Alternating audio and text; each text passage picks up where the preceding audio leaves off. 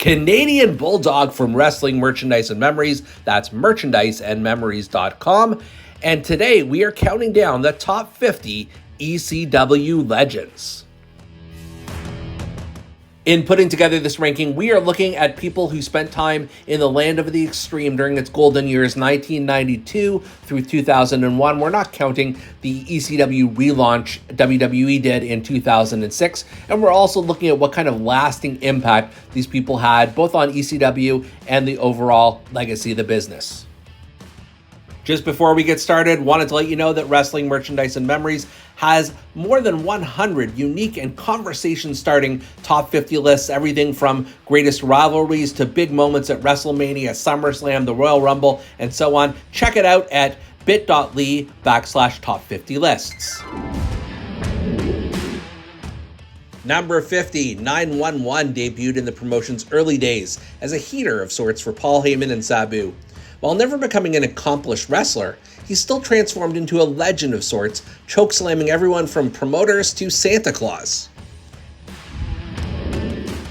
Number 49, Hot Stuff Eddie Gilbert was responsible for a lot of ECW's early booking around 1993 until he left the promotion, paving the way for Paul Heyman. He also briefly held the ECW Tag Team Championship with the Dark Patriot. Number 48, the Full-Blooded Italian started off as a comedy gimmick with the decidedly non-full-blooded Italian JT Smith, which spawned a stable that included at times Tommy Rich, Tracy Smothers, and Little Guido. Different incarnations of the FBI held the ECW Tag Team titles twice.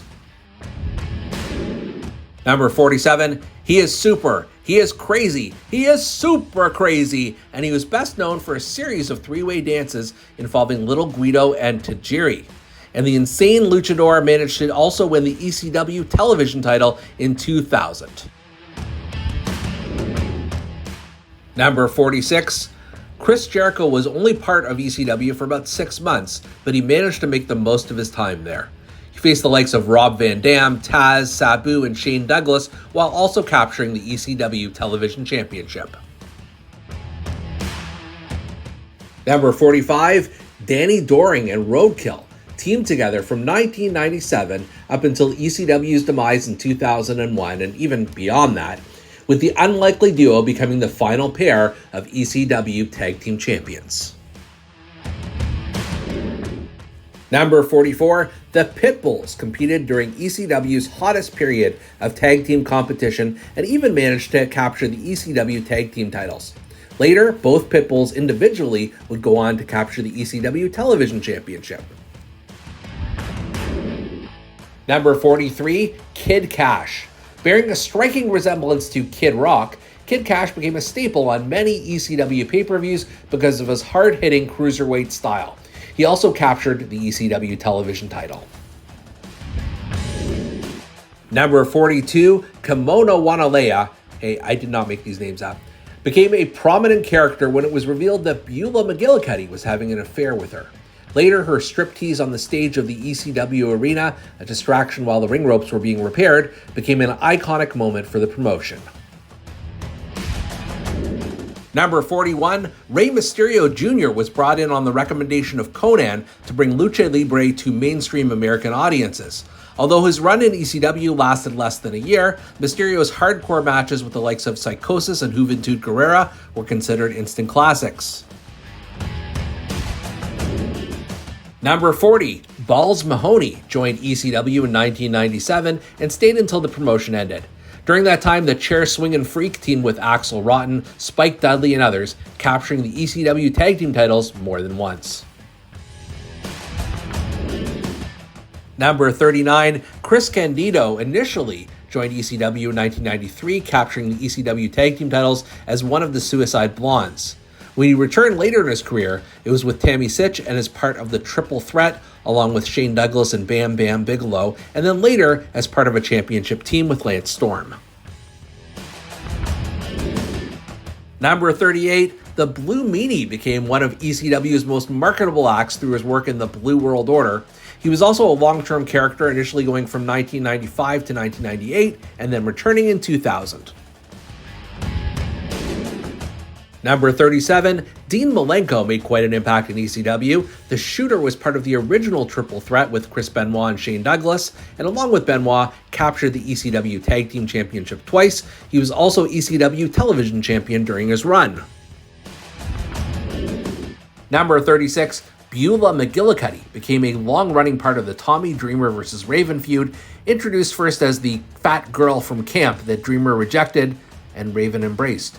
She eventually switched allegiances to Dreamer and married him in real life.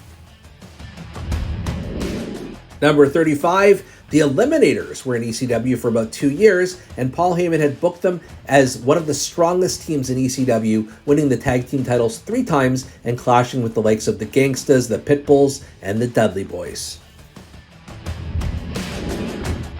Number 34, Stevie Richards literally wrestled in the opening match of the first Eastern Championship Wrestling show. He gained fame as Raven's flunky and later led the Blue World Order, where as Big Stevie Cool, he wrestled in the semi-main event of the first ECW pay-per-view. Number 33, Scorpio, held the ECW television title 4 times, including one reign where he was also ECW Tag Team Champions with the Sandman. He was also in the final round of the infamous NWA/ECW World Championship Tournament won by Shane Douglas. Number 32, Lance Storm. If I can be serious for a moment, Storm made quite the mark during his run between 1997 and 2000, forming ECW Tag Team Championship teams with both Chris Candido and Just Incredible. Number 31, Eddie Guerrero won the ECW television title in his debut match with the promotion. He also headlined a show against Dean Malenko in both competitors' final night in the company, which led to a huge "Please Don't Go" chant. Number 30, Woman. After leaving WCW, Woman resurfaced in ECW in 1993. There, she managed Kevin Sullivan and the Tasmaniac to the ECW Tag Team titles, and she was also in the corner of the Sandman and Too Cold Scorpio. Number 29, Bam Bam Bigelow spent about 2 years in ECW, most notably as a member of the Triple Threat. He also captured the ECW television title from Taz in an infamous match where both men crashed through the ring. Number 28, Chris Benoit. Very unfortunate in hindsight, but it was in ECW that Chris Benoit was given his nickname The Crippler due to injuries he gave to Rocco Rock and Sabu. The gimmick was intended to package him as a top heel, and his run as ECW Tag Team Champion and member of the original Triple Threat added to that status. Number 27, Joel Gertner. Well. Gertner began as a ring announcer and color commentator before branching out to manage the Dudley Boys. The quintessential stud muffin became legendary for his innuendo-laced introductions, and he even feuded with Cyrus and the Network. Number 26, Steve Austin's brief run in ECW in 1995 was done mostly to kill time while he was rehabbing an injury. But between his innovative promos and matches with the likes of Mikey Whipwreck and the Sandman, Austin was one of the first mainstream defections to come from a Big Two wrestling company. Number 25, Mikey Whipwreck had an amazing transformation during his first 5 years in ECW, starting as part of the Ring Crew, becoming enhancement talent, and then, against enormous odds, winning all 3 ECW championships. He returned to the promotion in 1999 after an underwhelming WCW run. Number 24, Masato Tanaka came to ECW in 1998 from the somewhat similar FMW promotion in Japan. He teamed with Balls Mahoney to capture the tag team titles and later returned to the promotion to defeat Mike Awesome for the ECW World Championship. Number 23, Yoshihiro Tajiri was best known in ECW for matches involving Super Crazy and Little Guido. The Japanese Buzzsaw also received world title matches against Taz and Just Incredible, and he won the ECW tag team titles with Mikey Whipwreck. Number 22, Steve Corino came to ECW in 1998 as a heel manager, but quickly transformed into an antagonistic heel, feuding with Dusty Rhodes and others. The King of Old School also captured the ECW World Heavyweight title. Number 21, The Public Enemy were one of the very first creations of the Paul Heyman era in ECW. Rocco Rock and Johnny Grunge captured the ECW Tag Team Championships 4 times, forever tying them to the promotion. Number 20, Jerry Lynn became an ECW legend through his feud with Rob Van Dam, which culminated in several pay-per-view matches. In addition, Lynn also feuded with Justin Credible and captured the ECW World Heavyweight Championship in 2000. Number 19, Francine was one of the most successful managers in ECW history, being in the corner of Stevie Richards, the Pitbulls, Shane Douglas, Tommy Dreamer, Raven, and even Justin Credible. She was also one of the earliest participants in ECW catfights against the likes of Beulah. Number 18, he's not just the coolest, he's not just the best, he's just incredible. And during his 4-year ECW stint, he captured the tag team titles twice with Lance Storm and held the ECW World Heavyweight Championship in 2000. Number 17, Mike Awesome was perhaps the biggest heel in ECW history, given he left for rival WCW while he was still the ECW World Heavyweight Champion. Beyond that, he had a memorable feud with Masato Tanaka and, along with Raven, captured the ECW Tag Team titles. Number 16, Rhino. In the 2 years he was with the promotion, Rhino formed an alliance with Steve Corino and Jack Victory, feuded with the Sandman, and became the final person to hold both the ECW World and Television Championships.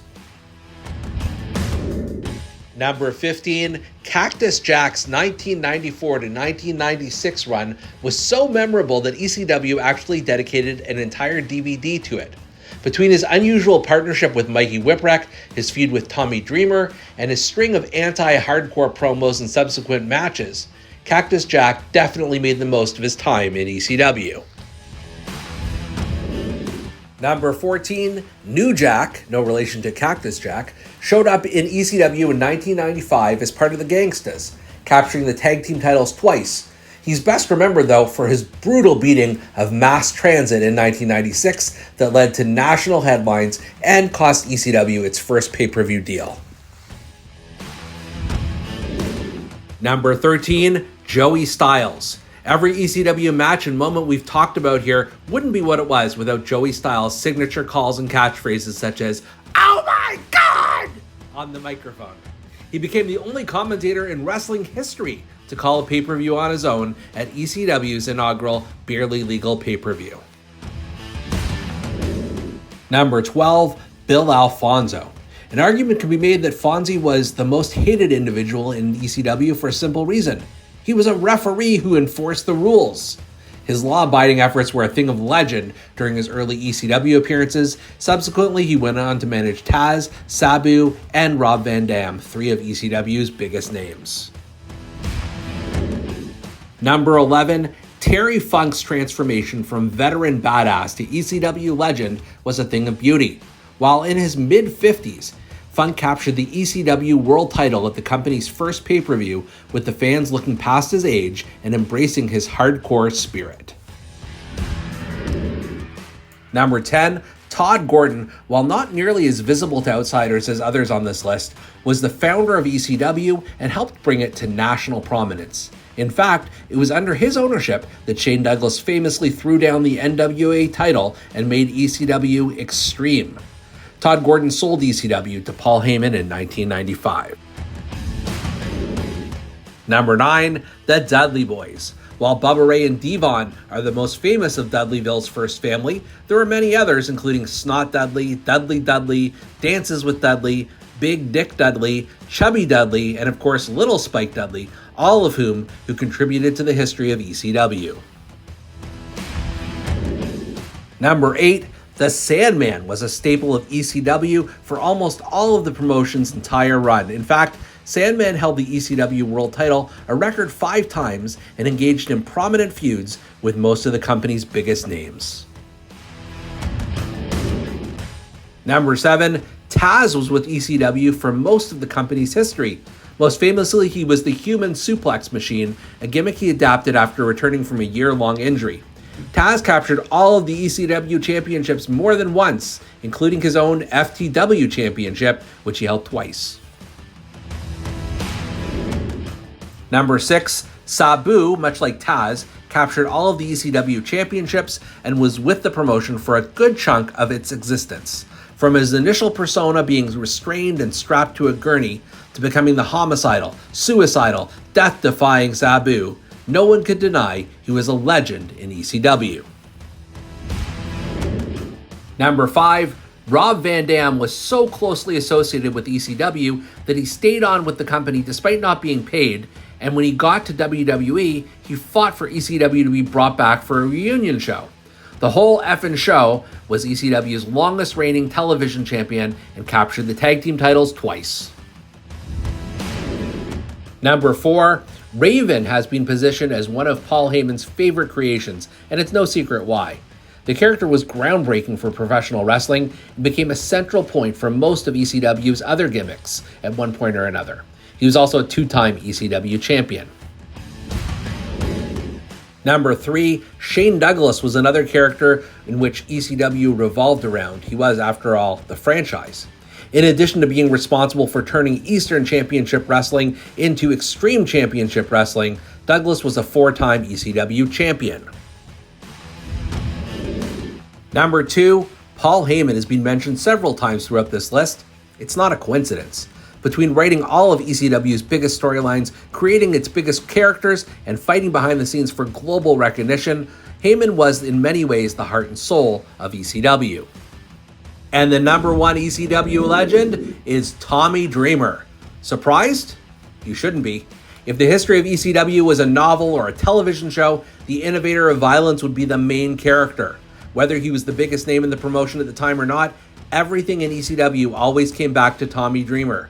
Combine that with the fact that he was a massive behind-the-scenes force, and you've got the biggest ECW legend of them all. So, which names did we misplace? Which names did we miss? Let us know in the comment section below, and be sure to check back with merchandiseandmemories.com for much more.